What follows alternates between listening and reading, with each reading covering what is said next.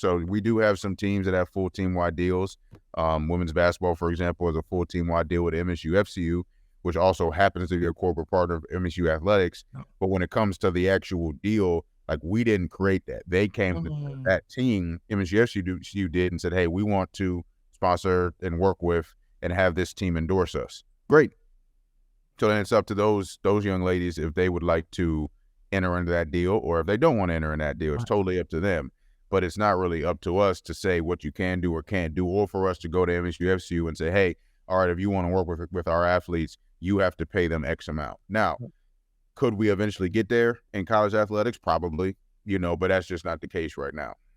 No, and that's interesting because I guess from the outside looking in, I initially thought that, okay, as part of the NIL department or whatnot at that university or at that school, you guys were maybe bargaining deals, but we're just educating.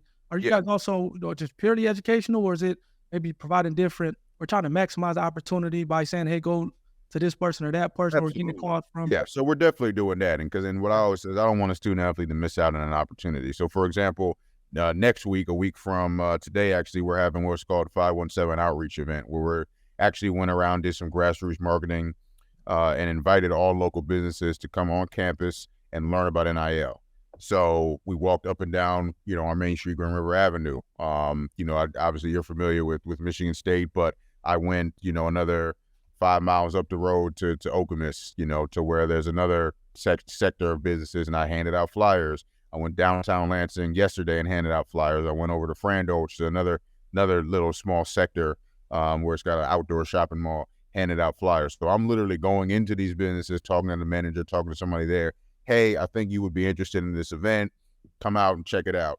At this event, again, I'm not going to talk to, Darien Harris Enterprises and say, you need to work with this player and pay him this amount. It's going to be more, again, educational, but to entice them and incentivize them to maybe get involved. So we'll say, hey, when you're looking at it, here's the benefits of working with student athletes.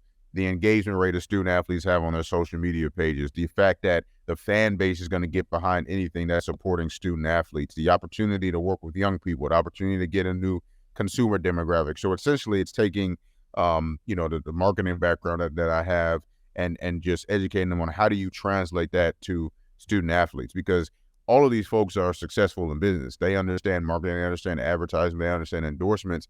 What they may not have the knowledge on is how NIL works, because you see a lot of different things. You see these crazy astronomical numbers thrown out there that aren't really happening.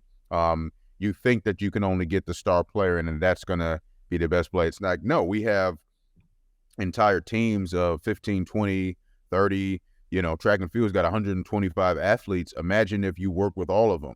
You don't got to pay all of them $1 million at the end of the day, but you're getting the engagement and the impressions and all of that on social media from all of these different student athletes. They're micro influencers. And what I always say is like, when you're talking about some big brands out there, like I'm a big NBA guy. So you see like Kim Kardashian's got Skims on the court now. Okay. I mean, we can disseminate about that all we want, but it's good marketing. Right. Great. But a local business here does not need to sign Kim Kardashian to do anything. They need to work with the student athletes, because those are the influencers that move the needle in this city. As we know from playing here, imagine if we were able to partner with some of the businesses that are around here, and imagine the amount of people we would have brought to those businesses. Imagine, and it just starts with family. Like, hey, if I'm sponsored by the local pizza chain, after every game, I can go in and be able to feed my family after a game. Well, they're going to tell all their friends and all their people, hey, when you go to East Lansing, you got to go check out this pizza spot. They take care of us. Yep. And that's how you build community. Now, imagine if you did that with 10 athletes or 15 athletes. It doesn't really mess with your bottom line. You get a pizza a week, 15 pizzas a week you give out at the end of the day.